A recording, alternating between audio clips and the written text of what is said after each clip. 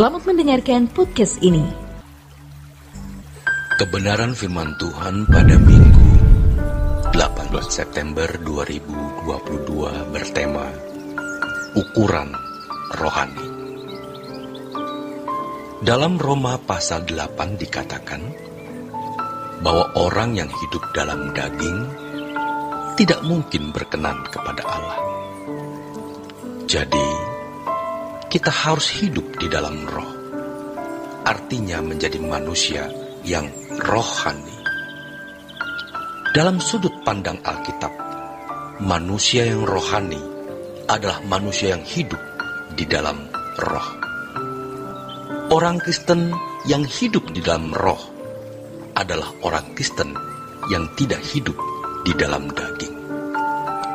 Standar rohani jangan diukur dari status sebagai pendeta, majelis atau aktivis gereja.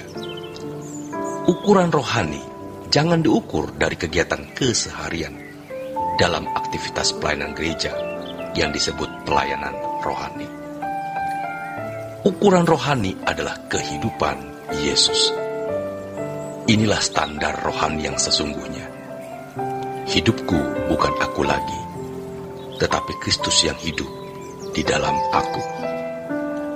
Kenapa disebut rohani? Tentu saja dari kata roh, rohani. Dalam Roma pasal 8, firman Tuhan mengatakan orang yang hidup dalam daging tidak mungkin berkenan kepada Allah. Jadi untuk berkenan harus hidup di dalam roh. Di dalam roh sepenuhnya, bukan setengah roh.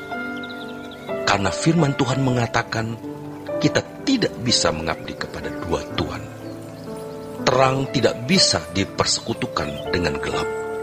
Sepenuhnya untuk Tuhan atau tidak usah sama sekali. Tuhan 100% atau tidak usah sama sekali. Hidup menurut roh yang benar atau tidak usah sama sekali. Saudaraku, ini merupakan tantangan bagi kita. Tantangan yang sungguh berat, tetapi tidak bisa kita hindari. Dan ini merupakan berita yang sangat kita butuhkan. Ternyata standarnya tinggi sekali, yaitu harus hidup di dalam roh, baru disebut rohani. Apa itu hidup menurut roh? Tentu harus dijelaskan apa itu hidup menurut daging. Ini penting sekali. Hidup menurut roh dan hidup menurut daging, keduanya harus dijelaskan. Menurut daging bukan hanya berarti orang yang hidup di dalam pelanggaran moral, melainkan semua kehendak dan keinginannya yang tidak sesuai dengan Roh Kudus, itu kedagingan. Kenapa disebut demikian? Dari kecil, kita telah menyerap cara berpikir, cara hidup, atau gaya hidup manusia di sekitar kita. Plus dengan gen yang kita warisi dari orang tua, yang membangun karakter kita, sehingga melahirkan minat, niat, hasrat, dan selera jiwa kita. Kita selama ini menganggap bahwa itu normal pada umumnya. Apalagi bagi orang tidak mengenal kebenaran. Mereka berpendapat bahwa yang penting tidak menyakiti orang, tidak merugikan orang. Lalu, menjadi orang Kristen itu cukup dengan ke gereja. Apalagi kalau jadi aktivis, lebih lagi jadi pendeta. Itu sudah membuat mereka merasa rohani, atau pantas disebut sebagai rohaniwan. Rata-rata orang tidak berani berbicara, aku masih hidup dalam daging. Tidak berani berkata tegas demikian.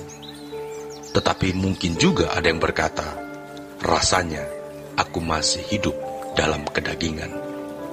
Lalu, kalau masih kedagingan bagaimana? Berarti tidak berkenan di hadapan Allah.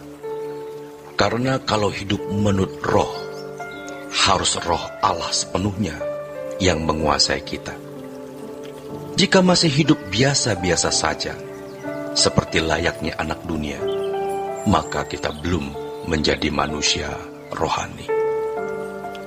Sayangnya kita sudah terlanjur terbiasa menganggap wajar gaya hidup atau cara hidup, filosofi, prinsip-prinsip yang sebenarnya tidak sesuai dengan firman Tuhan.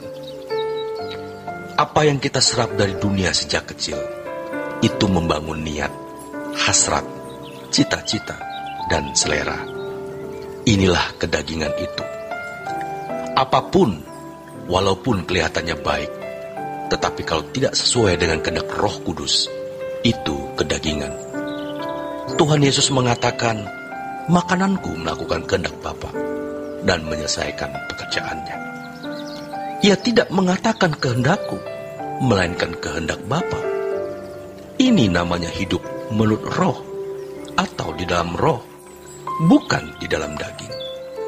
Ini telah dijalani oleh Tuhan kita Yesus Kristus. Firman Tuhan mengatakan agar kita memiliki pikiran dan perasaan seperti Kristus. Dalam pergumulan hidup Rasul Paulus, ia sampai pada tingkat hidupku bukan aku lagi, tetapi Kristus yang hidup di dalam aku. Dalam perjalanan sejarah kehidupan, juga dalam perjalanan sejarah gereja, hal-hal seperti ini menjadi lenyap atau tidak tampak.